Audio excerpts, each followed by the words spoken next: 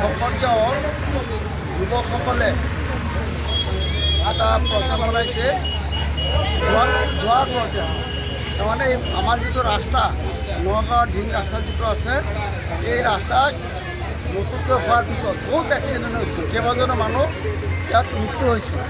গতিকে যিবিলাক speed breaker আগত দিয়া হৈছে এইবিলাক স্পীড ব্ৰেকাৰবিলাকৰ কাম হোৱা নাই, গাড়ীবিলাক খুব স্পীডত যায়, 120 কিলোমিটাৰলৈকে ঘণ্টাত স্পীডত যায়। মই নিজেও দেখা পাইছোঁ। কিন্তু চাইনবোৰ্ডত দেখা আছে 40 পাৰ ঘণ্টা 40 আৰু বা 30, কিন্তু যায় 120 ওপৰত যায়। সেইকাৰণে এক্সিডেণ্টটো বেছি হয়। ইতিমধ্যে আমি সদৰ সমষ্টিৰ এতিয়া নগাঁও বটদ্ৰৱাৰ বিধায়ক যুৱ সমাজৰ ওচৰলৈ মই আৰু ৰফিকুল ইছলাম বুলি দুজনে গৈছিলোঁ ৰাজহুৱা দৰখাস্ত এখন লৈ। তেতিয়া মানে পথ সুৰক্ষা সমিতিৰ সভাপতি ASC ডাঙৰীয়া আমি এখন দৰখাস্ত দিছিলোঁ। তেখেতসকলে ক'লে আমাৰ ইয়াত ভিটামিন দি পেলাই স্পীড ব্ৰেকাৰ দিব। তো এই যে এক্সিডেণ্টবিলাক হৈ আছে, এই এক্সিডেণ্টবিলাক হৈ থকাৰ কাৰণে আমাৰ ইয়াত স্থানীয় যুৱকসকলে তেওঁলোকে নিজাববীয়াকৈ চান্দামাইল উঠাই এটা দোৱা মেহফিলৰ আয়োজন কৰিছে। আৰু সেই দোৱা মেহফিলটো আজি এটা অনুষ্ঠিত দোৱা হৈছে।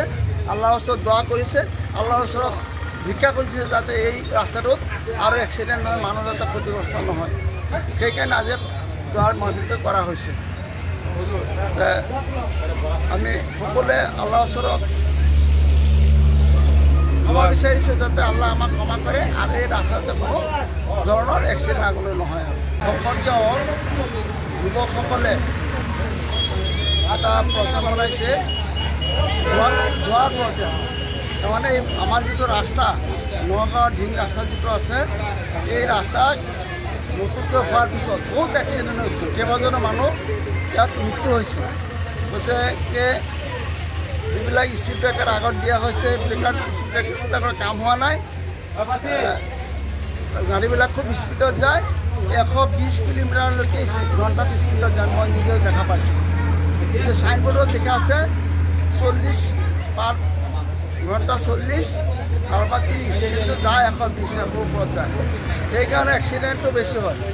ইতিমধ্যে আমি সদৰ সমষ্টিৰ এতিয়া নগাঁও বটদ্ৰৱাৰ বিধায়ক যুৱ সমাজৰ ওচৰলৈ মই আৰু ৰফিকুল ইছলাম বুলি দুজনে গৈছিলোঁ ৰাজহুৱা দৰখাস্ত এখন লৈ।